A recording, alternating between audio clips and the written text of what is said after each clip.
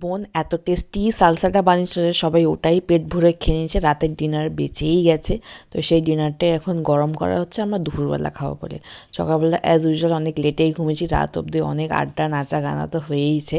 এখানে দেখো ছোট্ট বোন আগে আরাম করছে আর আমরা তিনজনে উঠে গেছি। এখানে রমিকা ঘরদোর সব গোছাচ্ছে, আমি অ্যাজ ইউজুয়াল একটু ভিডিও করছি যে কে কী করছে। এবারে সব হয়ে যাওয়ার পর তিনজনে কেন বলছি, চারজনই লেপের ভেতর ঢুকে ডিয়ার কমরেড দেখছিলাম। বেশ ভালোই লাগে। এখানে আমি রেডি হয়ে গেছে যাবো বলে, সাপনাও রেডি হয়ে গেছে ব্যাগ নিয়ে বসে যাবো বলে, আর একজন সবে স্নান করে আসলো। মানে ল্যাদটা কে খায় জাস্ট দেখো, ঠিক আছে। আর ও আমাকে বলে যে তুই ল্যাদ খাচ্ছিস, দেরি হয়ে যাচ্ছে। বিশাল ল্যাদ খেয়ে যায় ও। আর রমিকা আরোই আছে ওকে ল্যাদ করে, মানে ল্যাদে আরও ডুবিয়ে দেয় ওকে, যে একটু বস আর একটু বস করে সেই লেট করেই দিল। রমিকাকে অনেকগুলো নোজ স্ট্রিপস দেওয়া হয়েছে না, তো সেখান থেকে ও একটা নিয়ে এসে বলছে আমাকে একটু লাগিয়ে দিই, আমি একটু লাগাই, বিকজ ও স্কিন কেয়ার তো কিছু করেই না। আর এই দেখো দেখলে কিরকম ঘাড়ের উপর চেপে পড়ে।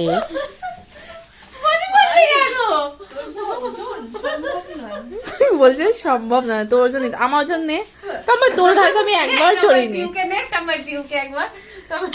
আমাকে কোলে নেবে না বলে সে কোথায় কোথায় পালিয়ে বেড়াচ্ছে। আমরা দুজন ওকে টেনে টেনে এভাবে টেনে টেনে নিয়ে এসেছি যে না আমাকে তুলতেই হবে, কিন্তু ওকে তো আমরাই তুলতে পারছি না। বাপরে বাপ, আমার ওই দুটো পা ধরে ওর হাত ধরে আমাদের হালত খারাপ। এখানে আমি উঠছি রেডি হওয়ার জন্য, যে কি কষ্ট হয়েছে। টপ বয় তুই প্লিজ এবার আমাকে তুলে একটুখানি আরাম দে।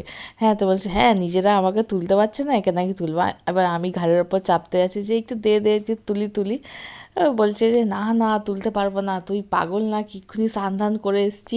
দিয়ে আমি খাটের উপর উঠছি যে ওর ঘাড়ে উঠবো, ও বাবা ও পালিয়ে গেছে। আবার রুমিকা ওর পেছনে গেছে। আমরা এখনও বড় হইনি জানো তো, এখনও ছোটোই আছে। এখানে দেখো ওকে টাটা বলছি যে তুই এবার থাক, ততক্ষণে ঠিক টম্বয় চলে এসছে আমাকে মারবে বলে।